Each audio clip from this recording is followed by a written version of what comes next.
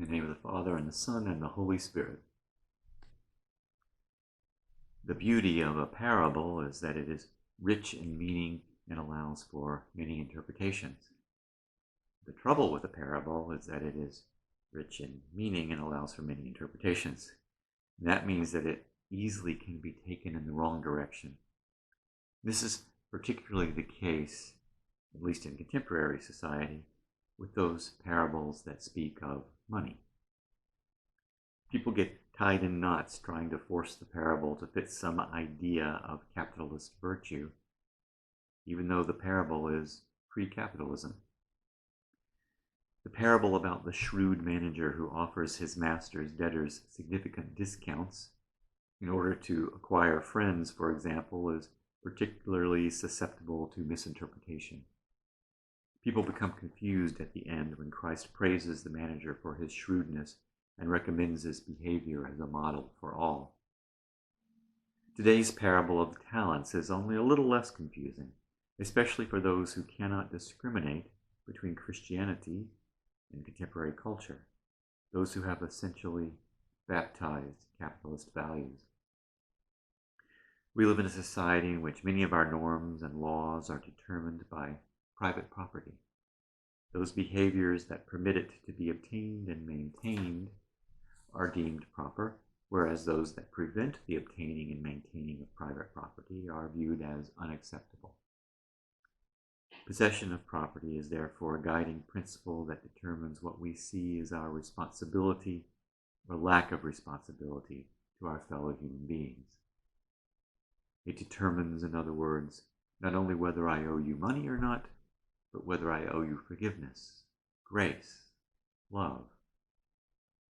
Christ, on the other hand, is uninterested in establishing practices that permit the maintenance of private property. He looks at humanity not through the eyes of now, but of eternity. He's seeking to help prepare us not for a good retirement, but for our ultimate destination, not for the villages, but for heaven. This brings him to different conclusions about what is good and what is bad. Some are similar to capitalist virtue, some conflict with it, and some have little bearing one way or the other on it. One rule in capitalist virtue is that people have a right to get what they pay for. If one buys land that turns out to be swamp, for example, then one has been cheated. This rule does not transfer to what we call eschatological matters, to matters of ultimate concern, to things that determine our final destination.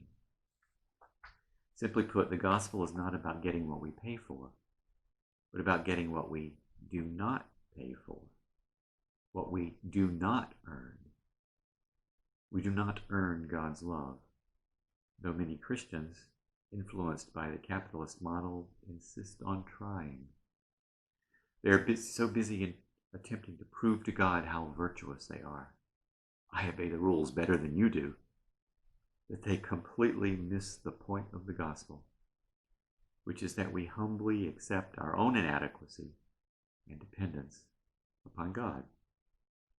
The gospel is not about being a self-made, self-reliant person, capitalist virtue, but about depending upon God and humbly working together for the betterment of all. It's about grace and undeserved love, forgiveness and charity of heart. So let's look at the parable. In it, the master shares 5, 2, and 1 talent with his slaves. 2 of the slaves invest the talents and make more. 1 slave hides the talent in the ground and returns it. The talents are metaphors for grace. Think of grace as unearned charity of spirit. The master shared grace with the slaves, giving them the talent. They had not earned those talents he presented them. And 2 of the slaves returned that with more grace, or in the context of the parable, with interest. 1 slave, however, accepted the grace, yet gave back only what was given to him, which in the case of grace is the equivalent of giving nothing back. Returning the talent was the bare minimum that was expected of the slave. It's not grace, in other words, if it is owed. So Christ is saying that the kingdom of heaven is built not upon earning one's place, but upon grace. This is indeed good news, since none of us could earn our place in the kingdom of heaven anyway. I had a first cousin, once removed, who claimed never to sin. I suspect that she had an inaccurately narrow understanding of sin. I'm sure she did not murder, steal, or cheat. But what about the sins of omission?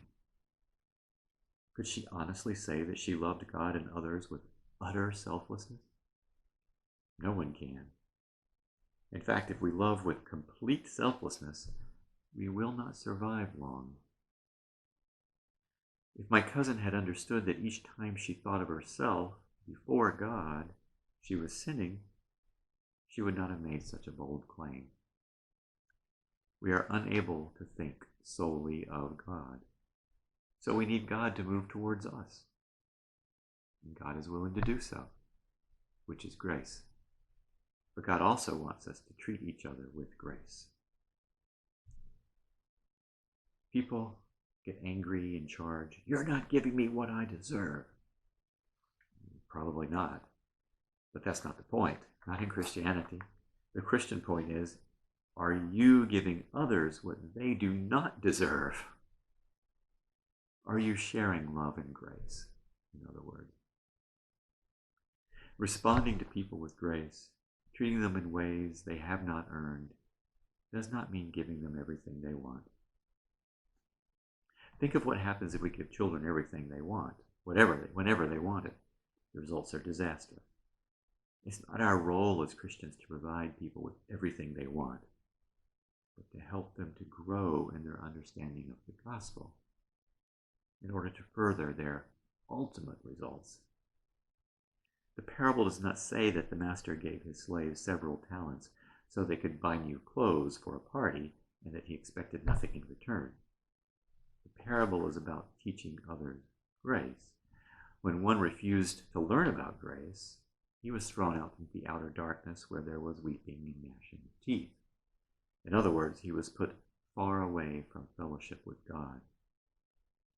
This non-capitalist explanation of the parable helps us to understand why the talent was taken from the ungrateful slave and given to the one with 10 talents.